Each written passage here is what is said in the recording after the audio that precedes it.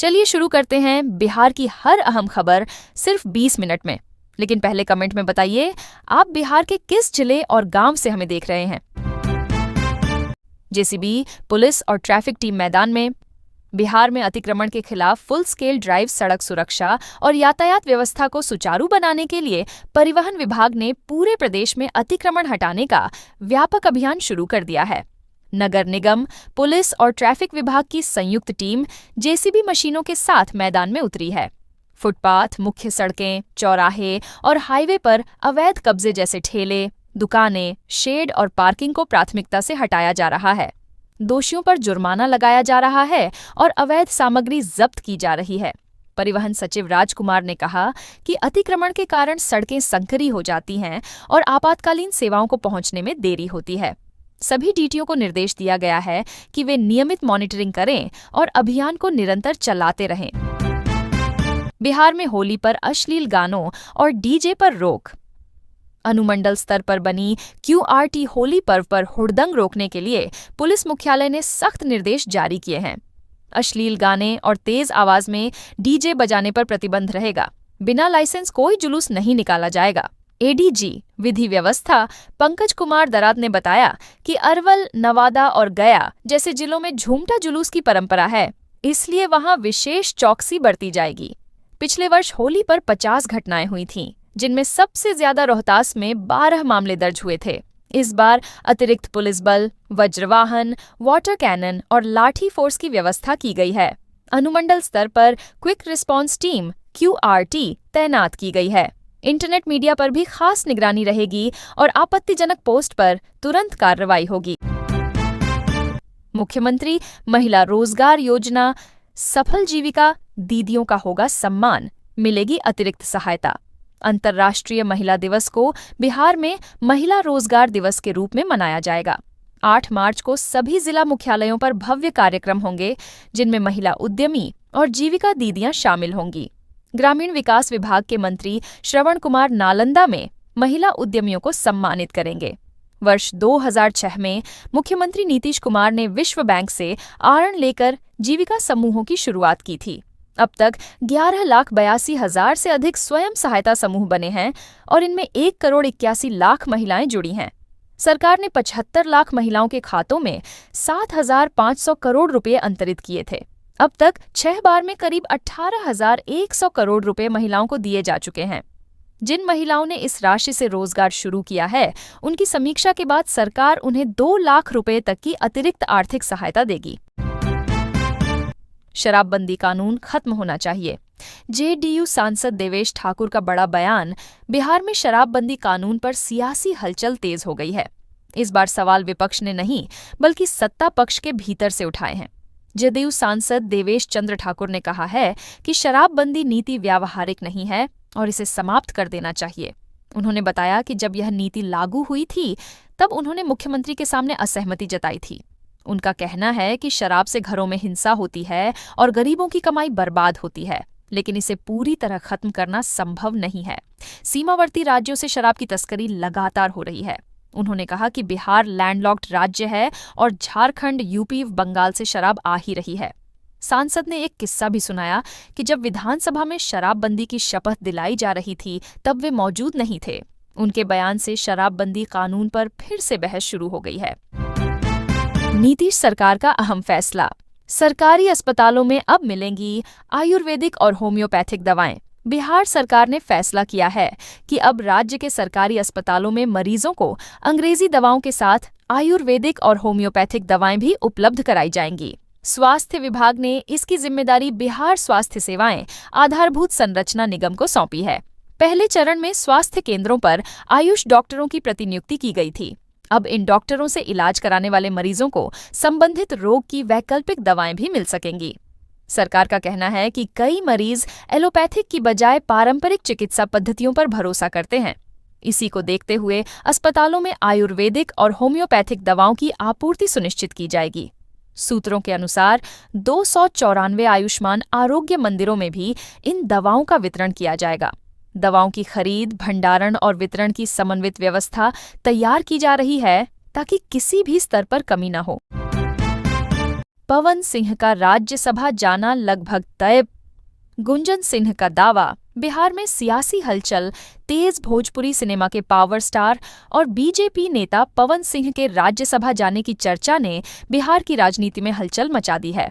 भोजपुरी गायक गुंजन सिंह ने दावा किया कि पवन सिंह का राज्यसभा में जाना लगभग तय है। हालांकि उन्होंने कहा कि जब तक आधिकारिक नोटिफिकेशन जारी नहीं होता तब तक कुछ भी कहना जल्दबाजी होगी। बिहार में खाली हुई 5 राज्यसभा सीटों पर सभी दलों ने अपनी अपनी रणनीति बना ली है। मौजूदा संख्या बल के हिसाब से भाजपा और जदयू की 2-2 सीटें तय मानी जा रही हैं। जदयू ने साफ किया है कि उसे 2 से अधिक सीटों की चाहत नहीं है। ऐसे में 5वीं सीट भाजपा के हिस्से में जाएगी। अगर भाजपा इस सीट पर पवन सिंह को उतारती है तो इसका राजनीतिक असर भी होगा। खासकर उपेंद्र कुशवाहा की भूमिका और भविष्य पर सवाल खड़े होंगे। वहीं महागठबंधन भी इस सीट को हल्के में नहीं ले रहा है। राजद के पास 35 विधायक हैं और जीत के लिए 6 अतिरिक्त वोटों की जरूरत होगी। AIMIM और बसपा का समर्थन निर्णायक हो सकता है। इस तरह 5वीं सीट पर असली मुकाबला तय माना जा रहा है। खामेनेई की मौत के बाद मुस्लिम देशों में आक्रोश। पाकिस्तान में US दूतावास पर हमला, भारत में विरोध। ईरान के सर्वोच्च नेता अयातुल्ला अली खामेनेई की मौत के बाद मुस्लिम देशों में गुस्सा फूट पड़ा है। पाकिस्तान के कराची में प्रदर्शनकारियों ने अमेरिकी वाणिज्य दूतावास में घुसने की कोशिश की। झड़प में 8 लोगों की मौत हो गई और 20 घायल हुए। पुलिस ने आंसू गैस और लाठीचार्ज कर भीड़ को तितर-बितर किया। प्रदर्शनकारियों ने दूतावास की इमारत में घुसने की कोशिश की और कुछ हिस्सों में आग लगा दी। एधी रेस्क्यू सर्विस ने बताया कि मृतकों के शव कराची के सिविल हॉस्पिटल में पहुंचाए गए। इराक के बगदाद में भी प्रदर्शनकारियों ने ग्रीन जोन में घुसने की कोशिश की, जहां US एम्बेसी है। वहां भी आंसू गैस का इस्तेमाल कर भीड़ को रोका गया। भारत में भी असर दिखा। जम्मू कश्मीर और लखनऊ में विरोध प्रदर्शन हुए। शिया धर्मगुरु मौलाना यासूब अब्बास ने इसे दुनिया के लिए बुरा बताया और ऑल इंडिया शिया पर्सनल लॉ बोर्ड ने 3 दिन का शोक घोषित किया। लखनऊ के इमामबाड़े में बड़े पैमाने पर विरोध प्रदर्शन की घोषणा की गई है। ईरान में 550 से ज्यादा मौत। PM मोदी ने सऊदी प्रिंस से की बात।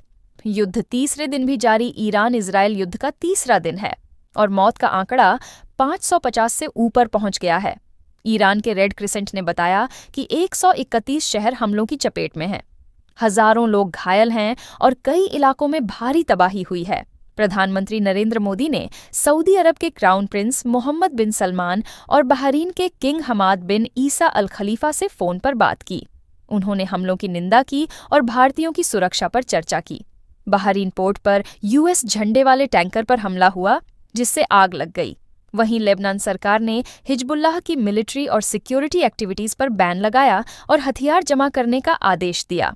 अमेरिकी राष्ट्रपति डोनाल्ड ट्रंप ने चेतावनी दी है कि अगर ईरान हमला जारी रखता है तो पलटवार ऐसा होगा जो पहले कभी नहीं हुआ। उन्होंने कहा कि अगर ईरानी नेतृत्व बातचीत चाहता है तो अमेरिका तैयार है, लेकिन हमले जारी रहे तो नतीजे बेहद गंभीर होंगे। ईरान में हमले के बाद क्या होगा? अमेरिका ने संभावित परिणामों पर खूब किया मंथन। ईरान के सर्वोच्च नेता अयातुल्ला अली खामेनेई की मौत के बाद अब यह सवाल सबसे बड़ा है कि देश किस दिशा में आगे बढ़ेगा। अमेरिकी खुफिया एजेंसियों ने हमले से पहले ही कई परिदृश्य तैयार किए थे। इनमें यह आकलन शामिल था कि मौजूदा नेतृत्व को कमजोर करने वाले हमले के बाद सरकार में पूर्ण परिवर्तन की संभावना कम है।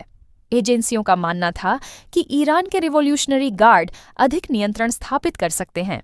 वे परमाणु कार्यक्रम पर अंकुश लगाने या अमेरिका के प्रति सुलह का रुख अपनाने के लिए तैयार हो सकते हैं।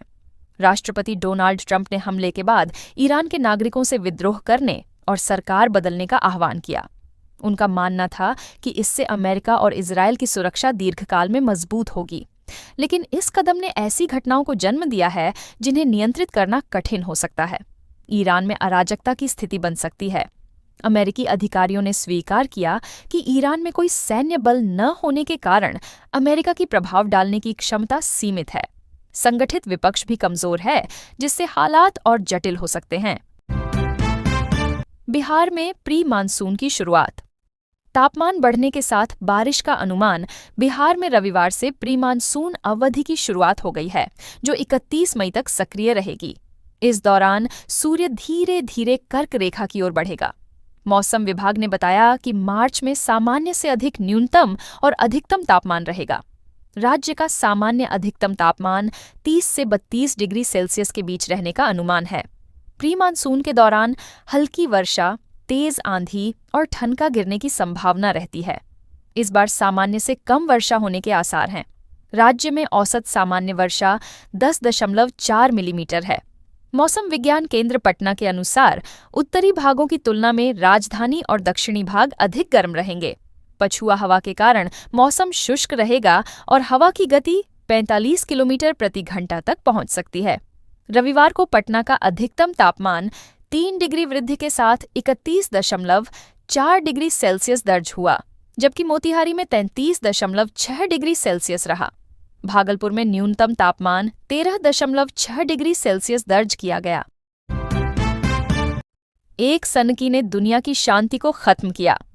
ईरान इजराइल संघर्ष पर पप्पू यादव का बड़ा बयान। पूर्णिया से निर्दलीय सांसद पप्पू यादव ने ईरान इजराइल संघर्ष पर अमेरिकी राष्ट्रपति डोनाल्ड ट्रंप को लेकर तीखा बयान दिया।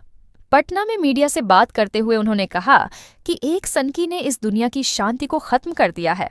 उन्होंने कहा कि ईरान और रूस भारत के सबसे अच्छे मित्र रहे हैं, लेकिन भारत भावनात्मक तौर पर भी उनके साथ खड़ा नहीं हो पाया। पप्पू यादव ने कहा कि भारत ने हमेशा मानवता और मूल्यों की राजनीति की है, लेकिन आज हम चुप हैं। उन्होंने अपील की कि पूरे भारत और सभी लोगों को इस घटना के खिलाफ आवाज उठानी चाहिए। उन्होंने कहा कि लगातार हमले हो रहे हैं, जिससे आम नागरिकों की मौत हो रही है। बच्चों और परिवारों को बचाने के लिए हमें आवाज उठानी होगी। पप्पू यादव ने कहा कि अमेरिका के राष्ट्रपति ने गलत किया है और उनके खिलाफ आवाज उठानी चाहिए। गौरतलब है कि ईरान के सर्वोच्च नेता अयातुल्ला अली खामेनेई अमेरिकी इजरायली संयुक्त सैन्य कार्रवाई में मारे गए। होली पर चढ़ेगा गर्मी का रंग। रबी फसलों पर संकट के संकेत। पढ़े मौसम अपडेट। इस बार होली रंगों के साथ गर्मी का भी एहसास कराएगी। फाल्गुन में ही मौसम के तेवर तल्ख हो चुके हैं।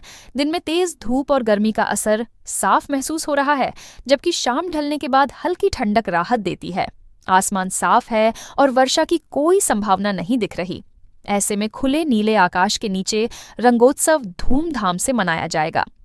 मौसम विज्ञानी कुणाल कुमार के अनुसार रविवार को अधिकतम तापमान 31.6 डिग्री और न्यूनतम 15.6 डिग्री सेल्सियस दर्ज हुआ। फरवरी में ही पारा 30 डिग्री से ऊपर पहुंचना असामान्य संकेत है। वातावरण में नमी की कमी और शुष्क हवाएं गर्मी का असर बढ़ा रही हैं। कृषि वैज्ञानिकों का कहना है कि लगातार ड्राई मौसम का सीधा असर रबी फसलों पर पड़ेगा। दलहनी फसलें समय से पहले पक जाएंगी और दाने पुष्ट नहीं हो पाएंगे। गेहूं के लिए आदर्श तापमान 16 से 22 डिग्री है, लेकिन 30 डिग्री से ऊपर हीट स्ट्रेस शुरू हो जाता है। 35 डिग्री पार होने पर पैदावार में भारी गिरावट की आशंका है। मुजफ्फरपुर में मोबाइल और गेमिंग की कड़ी सच्चाई। पबजी ने छीनी 15 साल के गौरव की जिंदगी। मुजफ्फरपुर के मुशहरी प्रखंड में मोबाइल और पबजी गेम की लत ने एक किशोर की जान ले ली। 15 वर्षीय गौरव कुमार, जो 9वीं कक्षा में पढ़ता था, लगातार पबजी खेलने में व्यस्त रहता था। पिता ने दुकान के काम के लिए मोबाइल दिया था, लेकिन वह गेमिंग में डूब गया। खाना खाने से लेकर दुकान पर बैठने तक उसका ज्यादातर समय मोबाइल पर ही बीतता था। 3 दिन पहले कोचिंग से लौटते समय अचानक उसकी तबीयत बिगड़ गई। उसे सिर में चक्कर आया और उल्टी होने लगी। अस्पताल ले जाने पर डॉक्टरों ने बताया कि मौत का कारण ब्रेन हेमरेज था।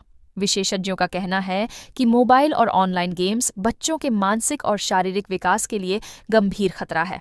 लगातार गेमिंग से दिमाग में डोपामिन का स्तर बढ़ जाता है, जिससे बच्चे चिड़चिड़े, आक्रामक और जिद्दी हो जाते हैं। नींद कम होती है, आंखें कमजोर होती हैं और गंभीर मामलों में ब्रेन हेमरेज तक हो सकता है। बच्चे वास्तविक दुनिया से कटकर वर्चुअल दुनिया को ही सच मानने लगते हैं और परिवार से दूरी बना लेते हैं। दरभंगा में घर पहुंचने का डरावना सफर। होली पर बसों में भीड़ और मनमाना किराया। होली की खुशियों के बीच दरभंगा के लोग घर पहुंचने के लिए जोखिम उठा रहे हैं। बसों और अन्य परिवहन साधनों में इतनी भीड़ है कि सीट मिलना मुश्किल हो गया है। लोग खड़े होकर सफर करने को मजबूर हैं। त्योहार की खुशी के लिए यह यात्रा कई बार डर और हड़कंप में बदल जाती है। दिल्ली और कोलकाता से आने वाली बसों में यात्रियों की भीड़ है। निजी बस संचालक इसका फायदा उठाकर किराया बढ़ा रहे हैं। सामान्य दिनों में दिल्ली से दरभंगा का किराया 900 से 1100 रुपये होता है, लेकिन होली पर यह 1400 से 1800 रुपये तक वसूला जा रहा है। कोलकाता रूट पर भी किराया 700 से 800 रुपये से बढ़कर 1200 रुपये तक हो गया है। यात्रियों ने बताया कि मजबूरी में अधिक किराया देकर टिकट लेना पड़ा और सीट भी नहीं मिली। बच्चों के साथ सफर करना कठिन हो गया है। स्थानीय लोगों का कहना है कि प्रशासन को किराया और ओवरलोडिंग पर सख्ती करनी चाहिए। गोपालगंज में ढलाई के दौरान भर कर गिरा निर्माणाधीन पुल। 3 करोड़ रुपए की लागत से हो रहा था निर्माण। गोपालगंज जिले के सिधवलिया प्रखंड में गंगवा गांव स्थित घोघारी नदी पर बन रहा पुल रविवार को अचानक ढह गया। करीब 3 करोड़ रुपए की लागत से नाबार्ड योजना के तहत यह पुल बनाया जा रहा था। निर्माण कार्य बापूधाम कंस्ट्रक्शन कंपनी को सौंपा गया था। 7 मार्च 2025 से शुरू हुआ काम 1 वर्ष में पूरा होना था, लेकिन 1 मार्च 2026 को ही पुल का आधा हिस्सा ढह गया। ग्रामीणों ने आरोप लगाया कि घटिया सामग्री और लापरवाही के कारण यह हादसा हुआ। ढलाई के दौरान मिट्टी गीली होकर धंस गई और पीसीसी का भार सहन नहीं कर सकी।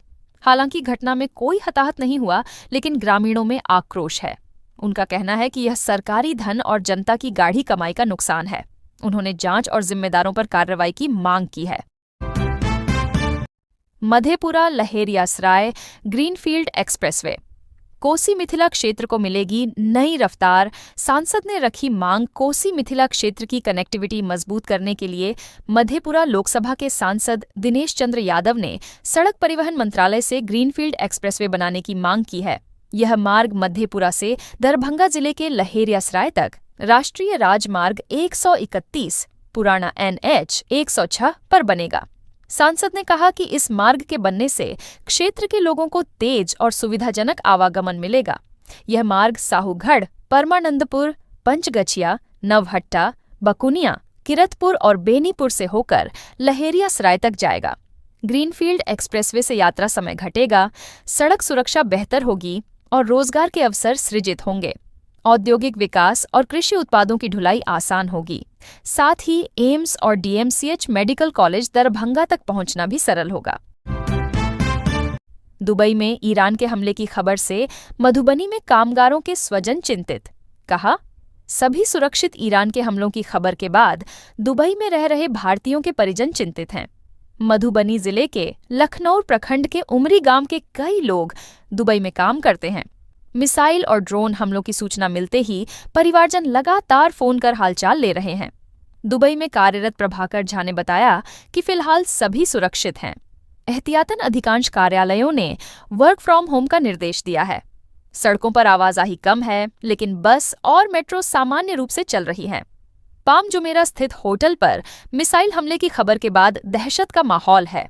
बुर्ज खलीफा को खाली करा लिया गया है और रात में उसकी लाइटें बंद रखी जा रही हैं। जिन इलाकों में अमेरिकी सैनिकों के कैंप हैं, वहां ड्रोन हमले की सूचना है।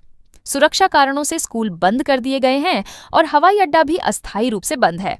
जिन पर्यटकों की उड़ानें रद्द हुई हैं, उन्हें होटल में ही रुकने का निर्देश दिया गया है। प्रभाकर झा ने कहा कि गांव के विनीत मिश्रा और राकेश झा सहित सभी परिचित सुरक्षित हैं। उन्होंने परिजनों से निश्चिंत रहने की अपील की है। सिवान में अस्पताल मोड़ से तरवारा मोड़ तक बदलेगा शहर का नजारा। डिवाइडर पर लगेंगी 39 डबल आर्म स्ट्रीट लाइटें। सिवान शहर की मुख्य सड़क अब दूधिया रोशनी से जगमगाने वाली है। अस्पताल मोड़ से तरवारा मोड़ तक डिवाइडर के बीच 39 आकर्षक डबल आर्म स्ट्रीट लाइटें लगाई जा रही हैं। यह काम बिहार शहरी आधारभूत संरचना विकास निगम लिमिटेड बुडको द्वारा कराया जा रहा है। बुडको के SDO राहुल पांडे ने बताया कि डिवाइडरों पर खुदाई कर आधारशिला बना दी गई है और अब विद्युत खंभों पर लाइटें लगाई जा रही हैं। यह कार्य 12 मार्च तक पूरा कर लिया जाएगा। पहले से ही पटेल चौक से अस्पताल मोड़ तक डबल आर्म स्ट्रीट लाइटें लग चुकी हैं। जनवरी में शहर के 6 प्रमुख स्थानों पर हाईमास्ट लाइटें भी लगाई गई थीं। नगर परिषद के कार्यपालक पदाधिकारी विपिन कुमार ने कहा कि यह पहल रात में यात्रियों की सुरक्षा और सुविधा सुनिश्चित करने के लिए की गई है। सुपौल में हाईवे से 20 फीट नीचे गिरी पटना जोगबनी बस। 70 से अधिक यात्री बाल बाल बचे। नेशनल हाईवे 27 पर सोमवार तड़के बड़ा हादसा होते होते टल गया।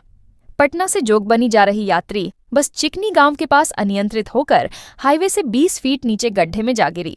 बस में सवार 70 से अधिक यात्री बाल बाल बच गए। आधा दर्जन महिलाओं को हल्की चोटें आईं, जिनका प्राथमिक उपचार कराया गया। प्रत्यक्षदर्शियों ने बताया कि चालक को नींद लग जाने के कारण बस असंतुलित हो गई। गनीमत रही कि बस पास के 11,000 वोल्ट बिजली खंभे से नहीं टकराई। दुर्घटना के बाद बस में अफरा तफरी मच गई। ग्रामीणों ने शीशा तोड़कर यात्रियों को बाहर निकाला। सूचना पर पुलिस मौके पर पहुंची और सभी यात्रियों को सुरक्षित बाहर निकाला। घायल यात्रियों को दूसरी बसों से गंतव्य भेजा गया। ग्रामीणों ने कहा कि लंबी दूरी की बसों में अक्सर एक ही चालक रहता है, जिससे थकान और नींद के कारण हादसे होते हैं। उन्होंने प्रशासन से मांग की कि लंबी दूरी की बसों में 2 चालक अनिवार्य किए जाएं और नियमित जांच हो। सहरसा में एक कर 5 लड़कियां हुईं गायब।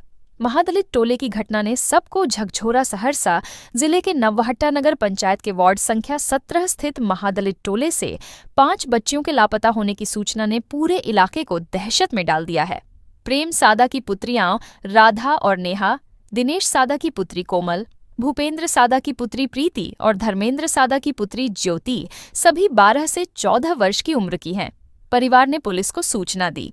डीएसपी हेडक्वार्टर कमलेश्वरी प्रसाद ने पीड़ित परिवार से मिलकर पूछताछ की। थाना अध्यक्ष अखिलेश कुमार और अनि रोशन कुमार ने आसपास के टोले और गांवों में छापेमारी की। पिपरही क्षेत्र में सीसीटीवी नहीं होने के कारण पुलिस ने नवहट्टा बस स्टैंड पर लगे कैमरों का फुटेज खंगाला।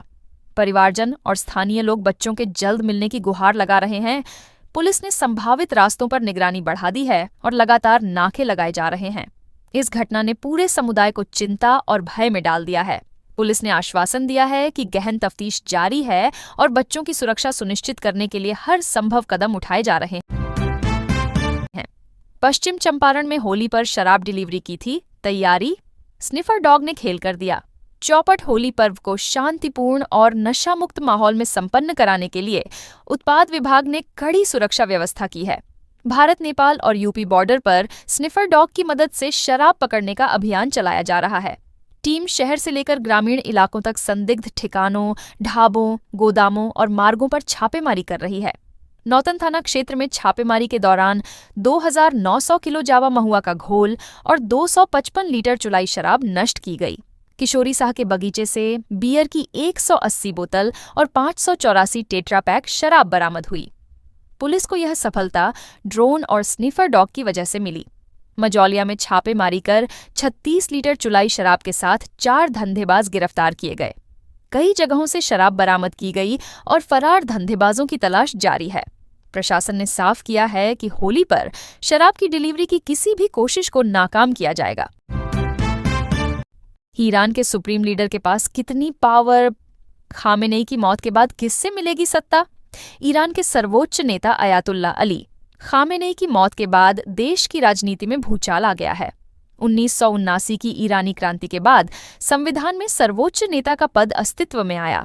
खुमैनी पहले सुप्रीम लीडर बने और 1989 में उनके निधन के बाद खामेनेई को चुना गया। उन्होंने 36 वर्षों तक यह जिम्मेदारी निभाई। संविधान के अनुच्छेद 111 के अनुसार सर्वोच्च नेता की मौत पर नए चुनाव तक एक अस्थायी परिषद देश का नेतृत्व संभालती है। इसमें राष्ट्रपति, न्यायपालिका प्रमुख और संरक्षक परिषद का एक न्यायविद शामिल होता है। वर्तमान में अली रेजा अराफी को न्यायविद सदस्य चुना गया है। वे राष्ट्रपति मसूद पेजेशकियन और मुख्य न्यायाधीश गुलाम हुसैन मोहसेनी एजे के साथ मिलकर अंतरिम नेतृत्व संभालेंगे। इस परिषद के पास सीमित अधिकार हैं और 5 प्रमुख मामलों में फैसले 3/4 बहुमत से ही लागू होते हैं।